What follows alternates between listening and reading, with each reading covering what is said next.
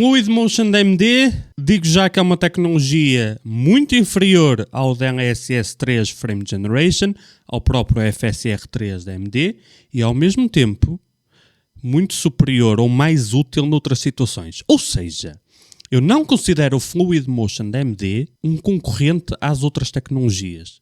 Para mim é totalmente diferente. Eu tenho utilizado e quero-vos passar o meu feedback e onde é que eu acho que a tecnologia é impressionantemente boa, é impressionantemente útil e ao mesmo tempo onde a tecnologia só atrapalha, só estraga a tua experiência de jogo. Porque tens as duas situações. E acho que é a primeira vez em muito tempo que a AMD tem algo que a Nvidia não tem, porque é sempre o contrário. A Nvidia tem sempre uma tecnologia, por muito útil ou inútil que seja, tem sempre alguma coisinha que a AMD não tem. Eu acho que este Fluid Motion é a primeira vez em muito tempo que a AMD tem algo que a Nvidia não tem, que possa, ou pelo menos que possa ser útil para alguns, porque é algo que tu ativas e funciona em qualquer jogo, na teoria. Também não experimentei os milhares de jogos que existem, que funciona em DirectX 11 ou 12, ok? Portanto, DirectX 9, Vulkan, veremos no futuro, para já não. E a driver disponível é uma driver preview, se bem que já teve vários updates, mas teoricamente a qualquer momento sai uma driver já com a versão final do Fluid Motion. Vamos já começar pelo pior caso possível. Eu abri o CS2, meti lá 1440p, as opções gráficas no máximo, coisa que provavelmente tu nem vais fazer, só para diminuir ao máximo as oscilações de desempenho que teria provocado por um CPU. Ainda assim estava CPU bound e, portanto, são 300 e muitos FPS nessa situação. Quando se ativa o Fluid Motion, o jogo fica completamente injogável. O Fluid Motion o que faz é vai tentar duplicar os teus FPS, criando frames fake, e são 100% intercalados. Tens um frame real, um frame fake. Um frame real, um frame fake. Em termos de input lag, não terás grande vantagem, ou nenhuma, ou poderás ainda perder, mas em termos de suavidade de imagem, é suposto teres mais fluidez de imagem. A 300 e tal FPS, ativando o Fluid Motion, e o MSI Afterburner não detecta isto, tu para saberes os FPS a que está, tens que utilizar o overlay da AMD, que inclusivamente não dá sequer para captar na gravação, mas nesta situação, ativando, o jogo fica totalmente injogável, não dá para jogar. Inclusivamente parece que o boneco anda a ritmos diferentes, parece que o boneco anda mais rápido e mais devagar, destrói o jogo todo, não dá para isso. Mas mesmo assim, dentro do CS, se eu limitar os FPS, eu acho que experimentei, por exemplo, com 75, ele duplica para 150, o jogo fica incrivelmente fluido, a diferença de input lag não é perceptível versus jogar a 75 nativo, mas porque é que tu haverias de querer jogar o CS a 75 FPS e usar a Fluid Motion? Exato. A tecnologia é inútil e ainda vai piorar a tua experiência de jogo nessa situação.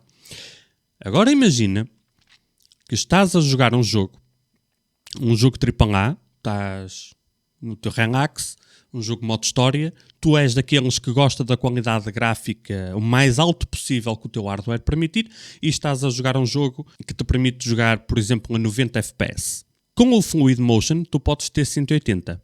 Na prática menos, porque perdes sempre um bocadinho de desempenho. Eu fiz umas experiências, fiz com benchmark sintético e perde-se ali, não tanto quanto no início, a primeira vez parecia que se perdia mais, mas ele perde ali, sei lá, talvez menos de 1%, que é fantástico, perde pouquinho, mas perde. Outra forma que eu tentei encontrar foi ver na mesma situação, no Cyberpunk, por exemplo, bloqueando os FPS, ver se o consumo de energia aumentava e com os mesmos FPS o consumo de energia aumenta, uma gotinha ali, qualquer coisinha, mas sim, introduz um pequeno esforço adicional à GPU. E portanto, imagina uma situação onde estás a jogar um jogo que tens 90 FPS, um jogo AAA, gráficos todos bonitos e não sei o quê. Se tu ativares o Fluid Motion e bloqueares os FPS, para ter ali uma consistência o melhor possível, simplesmente tu ganhaste fluidez. E principalmente se bloquear os FPS ao ponto de não estar a GPU a 100%. Sempre. Seja FPS constante e ele vai duplicar os FPS. Aqui entra a outra parte que não dá para mostrar com o número, é simplesmente uma questão de percepção.